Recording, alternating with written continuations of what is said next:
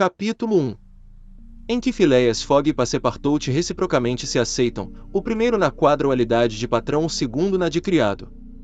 Em 1872, a casa de número 7 da Savile Row, Burlington Gardens, casa em que Sheridan morrera em 1814, era habitada por Phileas Fogg, Esquire, um dos membros mais singulares e destacados do Reform Club de Londres, apesar de todo o seu esforço em evitar, segundo parecia, chamar a atenção sobre si. A um dos maiores oradores que honram a Inglaterra, sucedia pois este Phileas Fogg, personagem enigmático, de quem nada se sabia, salvo que era homem muito polido e um dos mais perfeitos gentlemen da alta sociedade inglesa. Diziam que era parecido com Byron, pela cabeça, pois que era irrepreensível quanto aos pés, mas um Byron de bigode suíças, um Byron impassível, que teria vivido 1000 anos sem envelhecer. Inglês, seguramente, Phileas Fogg não era talvez londrino. Nunca o tinham visto nem na bolsa, nem no banco, nem em nenhum dos corredores da City. Nem as bacias e docas de Londres jamais tinham recebido um navio cujo armador fosse Phileas Fogg. Este gentleman não figurava em nenhuma gerência administrativa. Nunca seu nome ressoara em algum escritório de advogados, nem no Temple, nem em Lincoln's Inn, nem em Gray's Inn.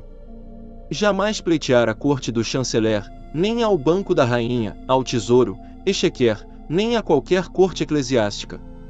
Não era industrial, nem negociante, nem comerciante, nem agricultor.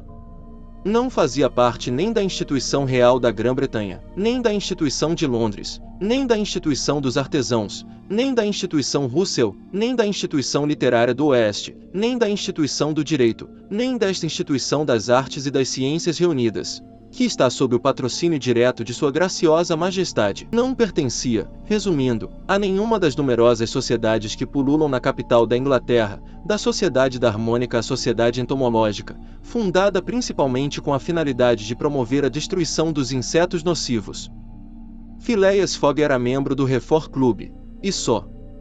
Phileas Fogg, a quem se admirasse de que um gentleman tão misterioso figurasse entre os membros desta distinta associação, responderíamos que foi admitido graças à recomendação dos Baring, junto aos quais tinha crédito aberto.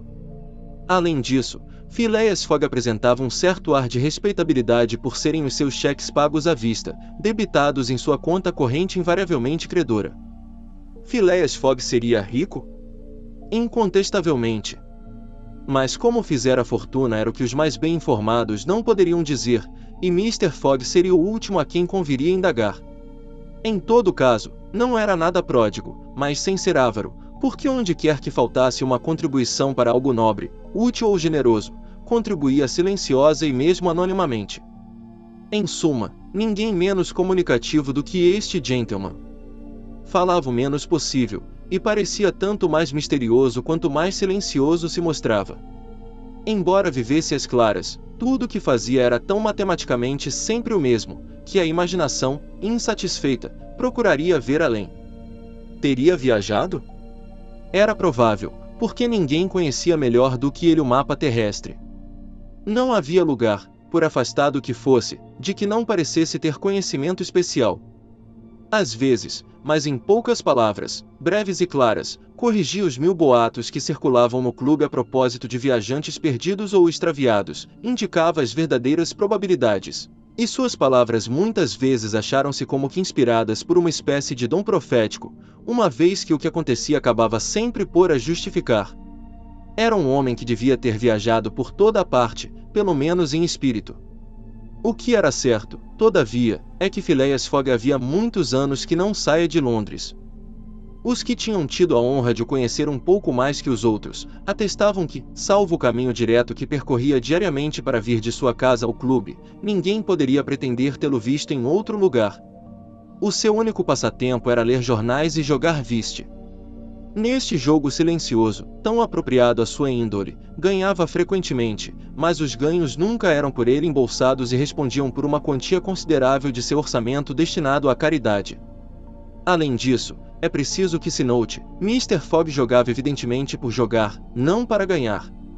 O jogo era para ele um combate, luta contra uma dificuldade, mas luta sem movimento, sem deslocamento, sem fadiga, e isso conformava-se ao seu caráter.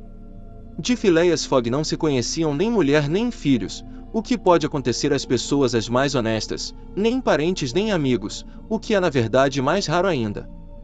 Phileas Fogg vivia só na sua casa de Savile Row, onde pessoa alguma penetrava. Do seu interior ninguém cuidava. Bastava-lhe um criado. Almoçando e jantando no clube a horas cronometricamente determinadas, na mesma sala, à mesma mesa, sem banquetear os colegas, não convidando nenhum estranho, só voltava a casa para se deitar, à meia-noite em ponto, sem jamais usar os aposentos confortáveis que o Reform Club coloca à disposição dos seus membros. Das 24 horas, passava 10 em casa, fosse para dormir, fosse para cuidar da sua toilette. Quando passeava, era invariavelmente em passo igual, na sala de entrada parquetada, ou na galeria circular, por sobre a qual se arredonda um caramanchão de vidros azuis, sustentado por 20 colunas junicas de porfiro vermelho.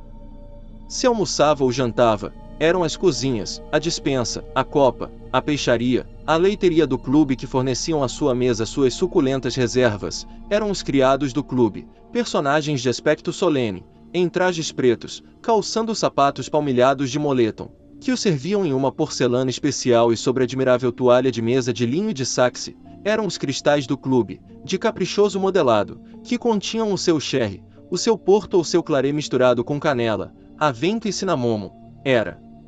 Finalmente o gelo do clube, gelo vindo com imensas despesas dos lagos da América, que lhe conservavam as bebidas em um estado de frescor satisfatório. Se viver em tais condições é ser excêntrico, é preciso convir que a excentricidade é coisa muito boa. A casa de Savile Row, sem ser suntuosa, se recomendava por um extremo conforto. Além disso, com os hábitos regulares do locador, o serviço reduzia-se a pouca coisa.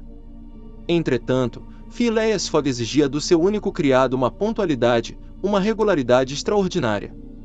Naquele mesmo dia, 2 de outubro, Phileas Fogg dera aviso prévio a James Forster, porque o moço cometera a falta de lhe trazer para a barba água a 84 graus Fahrenheit em vez de 86, e esperava seu sucessor, que deveria apresentar-se entre 11 e 11h30. Phileas Fogg, muito bem sentado em sua poltrona, os pés juntos como os de um soldado em revista, as mãos apoiadas sobre os joelhos, o corpo aprumado, a cabeça levantada, observava o caminhar dos ponteiros de seu relógio de chão, complicadíssimo aparelho que indicava as horas, os minutos, os segundos, os dias, as quinzenas e o ano. Quando soassem 11h30, Mr. Fogg deveria, conforme seu hábito cotidiano, deixar a casa e dirigir-se para o Reform Club. Neste momento bateram à porta da pequena sala onde Phileas Fogg se encontrava. James Forster, o criado despedido, apareceu. "Um novo criado", disse ele. Um moço de uns 30 anos de idade apresentou-se e cumprimentou. "É francês e chama-se John?" perguntou-lhe Phileas Fogg. "Jean, se não lhe desagradar", respondeu o recém-vindo, "Jean Passepartout, sobrenome que me ficou, e que justificava a minha aptidão natural para me safar de apuros. Considero-me um rapaz honesto, senhor, mas, para ser franco, já exerci muitas profissões. Fui cantor ambulante, artista de circo, saltando como Leotard, dançando na corda como Blondin, depois fiz-me professor de ginástica, para tornar mais úteis os meus talentos, e, por fim, fui sargento de bombeiros em Paris. Tenho até em meu currículo alguns incêndios notáveis. Mas já fazem 5 anos que deixei a França e que, desejando gozar a vida de família, sou criado de quarto na Inglaterra. Ora, achando-me sem colocação e tendo sabido que Mr. Phileas Fogg era a pessoa mais exata e mais sedentária do Reino Unido, aqui me apresentei em sua casa na esperança de viver tranquilo e até esquecer este nome de Passepartout. Passepartout me convém", respondeu o gentleman. "Você me foi recomendado. Tenho boas referências a seu respeito. Conhece quais são as minhas condições?" "Sim, senhor, bem." "Que horas tem?" 11h20, respondeu Passepartout, tirando das profundezas do bolso do colete um enorme relógio de prata. "Está atrasado", disse Mr. Fogg. "O senhor me desculpe, mas é impossível. Atrasado em 4 minutos. Não importa. Basta constatar a diferença. Portanto, a partir deste momento, 11h29 da manhã, desta quarta-feira 2 de outubro de 1872, fica ao meu serviço. Dito isto, Phileas Fogg levantou-se, pegou seu chapéu com a mão esquerda, colocou-o na cabeça com um movimento automático e desapareceu sem acrescentar palavra. Passepartout ouviu a porta da rua se fechar uma primeira vez, era seu novo patrão que saía, depois uma segunda vez, era seu predecessor, James Forster, que por sua vez partia. Passepartout ficou só na casa de Savile Row.